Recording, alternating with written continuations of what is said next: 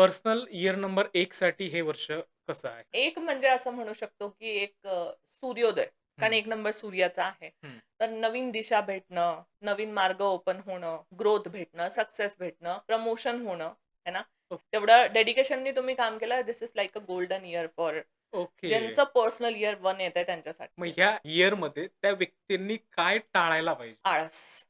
Okay. सूर्याचा number आहे आळस नाही. सकाळी सूर्योदयाच्या आधी उठणं आणि तो सूर्योदय बघणं म्हणजे ना, हं. तो रात्र अंधारापासून सूर्य प्रकाशित होतोय. हां. बिकॉज ह्यांचं असं होऊ शकतं मागचे 2-3 वर्ष खूप स्ट्रगल केलेलं असावं ह्यांनी हां.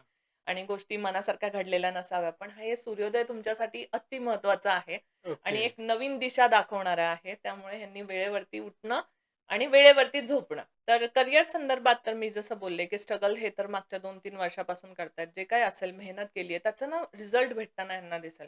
नवीन अपॉर्च्युनिटी भेटताना दिसते. कोणाला शिफ्ट व्हायचं असेल, विदेशात जायचं असेल, कामानिमित्त ओके. नवीन अ, गोष्टी काही नवीन ट्राय करायचं असेल, हं. Okay. Career wise. Health wise जर बोलायला गेलो तर हां, थोडासा प्रॉब्लेम येऊ शकतो हेल्थला घेऊन.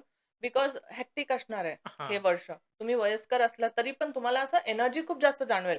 हे पण करायचं, हे पण करायचं, हे पण काम करतो, हे पण घेतो हातामध्ये. हं. काही-काही दिवसांनी 1-2 महिन्यांनी, 2-3 महिन्यांनी तरी सुट्टी घेऊन थोडंसं निवांत ओके. वेळ काढा, ज्यावेळेला तुम्ही काही नाही करत आहे.